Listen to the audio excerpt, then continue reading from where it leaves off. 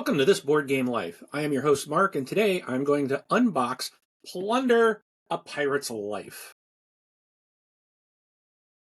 Adventures and riches await any swashbuckler brave enough to take the helm and command a fleet.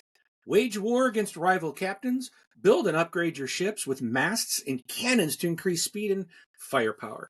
Conquer islands and exploit the land to gain valuable resources. Navigate dangerous waters and avoid the ever-wandering storm. Are you ruthless enough to prevail? Do you seek gold and infamy? If ruling the seas is your ambition, it's time to unleash your inner pirate. It's time to plunder. Plunder, A Pirate's Life is a competitive, strategy-based gateway game played on a modular ocean map. The goal is to gain 10 plunder points. Plunder points are obtained by conquering islands, sinking enemy ships, and burying treasure. On your turn, draw one resource card for each island you own. Trade and manage your resources, wood, iron, rum, and gold, to build and upgrade your fleet using miniatures and pegs.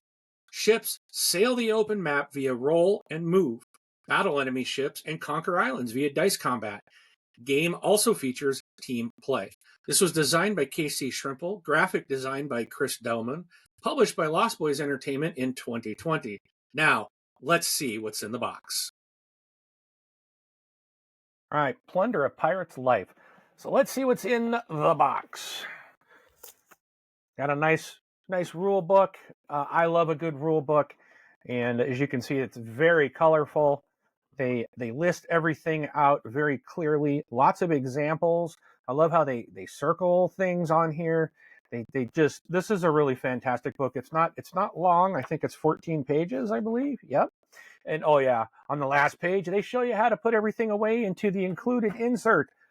I wish all games gave you good inserts, and then I wish they all would tell you how to put stuff away, because sometimes it's not so obvious. But these guys did an outstanding job of putting that in. So a nice, again, really nice, colorful rule book explaining everything in very, very clearly. All right. The board, as I said, it's got 6 tiles in here. So you're going to set these out. Now, if you are playing like a 2-player game, 2 of these you'll keep 2 of them out. But if you're playing more than that, you'll use all of them. So we're going to take a moment, and I'm going to show you how to set the board up, because this one's a little different. And for the sake of space, I'm going to set it up for a 2-player game. So what you're going to want to do is you're going to want to build your border first. So we're going to have your 4 border pieces. We are going to go 1 to 12. So anything 13 to 18 we will not need. We'll need the letters. So we're going to go 1 to 12 across the top and the bottom. Put your corner pieces in. And it's easier to do the board if you put this in first. If you put the border in first. So, and then your tiles will just fit nice and snug inside. And you'll see how that goes. And again, as you can see, I'm going to make it the smaller map so that it's got 4 tiles instead of the 6. So if you're playing more than 2 people, you will basically put these in to extend. So you'll see this actually goes out to basically right here, so that you can add in the last 2 tiles. But we're just going to do it this way. And then you take your tiles, and in this case, we're just going to pick 4. They are the same on front, or they're not identical, but they still have the same amount of skulls.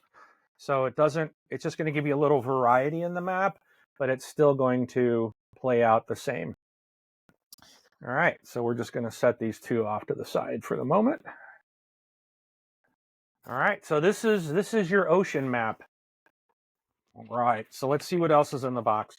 Every player will get a one of these cards. It's a quick reference. It tells you what resources you need to buy a ship. You need the 2 wood and iron and 2 gold resources. For cannons, you need 2 irons, a rum, and a gold. For a mast, you need a wood and 2 rums. For a life, you need a wood, iron, rum, and gold. And then a plunder point, which is what you want. You want to get 10 plunder points. You can earn plunder points by fighting and defeating people and things like that, taking over other pirates' home bases. But you can also, if you get 5 gold, you can cash those in to get a point. So that's, and then on the other side of the card, it does tell you, well, everything about each of those. And these are not just, these are like thick cardboard, really nice. I mentioned earlier in the description about the storm. So this little plastic ring, it's got little waves. You will place this out on your map. You'll use these dials to determine where they go. And the only difference is that you're still going to have A through L, but on your numbers, you won't use 13 to 18. So if you're flipping this and you get between 13 and 18, I haven't looked at the rules to see what they say about that. I'm sure you just respin it, but you're only going to be using up to number 12. So essentially, we would say you would spin. We got A5, so you're going to go to A5. Now you want the very center of the storm to be A5, so that's going to be right in the center. Even though this goes off the board, that's fine. The tile that you pick is going to be the center of the storm. So these 6 tiles are now in the storm. All right, but we're not going to go through how to play, but I want to show you. So when you start in the game, you're going to claim an island with the skull on it with your little flags. So everybody's got their little flags in their color. You got your ships to match. You have life, so everyone will. This is your basically your pirates. Right, let me put the black one out because it shows better. So you're going to start out with 3 lives in your ship, and I love that you can like add. So you put them into your ship, and that's how you start. Now you can gain more. You can't gain more than 3 crew, but if you lose life from battling, you can purchase them. And if you ever lose all 3 crew, then you lose your ship and you got to pay to get another one. There you can add sails. Oops, man down, man overboard. You can add sails to your ship. So when you're doing a dice roll to move, if you have a sail, you get 1 addition to that dice roll, so you get to move 1 additional space. If you have 2 masts, you get 2 additional to your dice rolls. And then you can also add cannons on the front of your ship, up to 2 cannons. And it is a max of 2 sails that you can purchase cannons. Now this guy is loaded for war. Look at that. So when you're doing attack dice, you get an additional dice roll, not a dice roll, but an additional number to your dice roll, 1 for each cannon, so you can get up to 2 additional, basically 6. So and everybody rolls a single dice. So defender and an attacker. So the attacker basically here has 6 plus his 2, so he's attacking with 8. This guy, if he rolls a 6, then depending on how many cannons he has, if the worst case you tie, and then I can't remember if ties go. The tie goes to either the attacker or defender. You have to look in the rule book for that. I don't remember who wins the tie, but you're essentially going to be moving around, rolling dice, moving around, trying to take over other people's little islands. They do have treasure that goes on the board. So there's like four of these. Yeah, 4 treasure spots. So these will go out with the dials the same as you did the storm. And once you put this out, basically you just got to move over it, and then you get to take a treasure card. There's these treasure cards. This one says, so you basically remove this from the map, and you respin the spinners and place it somewhere else based on what the spinner said. But then you get to steal 2 resource cards from an enemy player, and they're all different. Most of these cards are advantageous, but some can be bad. So not all treasure is good. I mentioned the plunder points. You just have to collect 10 of these cards to win the game. be the first to get the 10. And then there's a ton of resources. So these are the resource cards. These are all the gold. I got them all in equal. There's the rum, the iron, and wood. So those are all the resource cards. You'll mix them up and shuffle them out and whatnot, and earn those things. So that's it. It's really basic. It does, like I said, I think oh no, I didn't. I didn't say it plays 2 to 6 players. I think it's let me see if I can find because I think it's on the bottom of the box. No, I should have read that before earlier. Yeah, it's on the bottom of the box.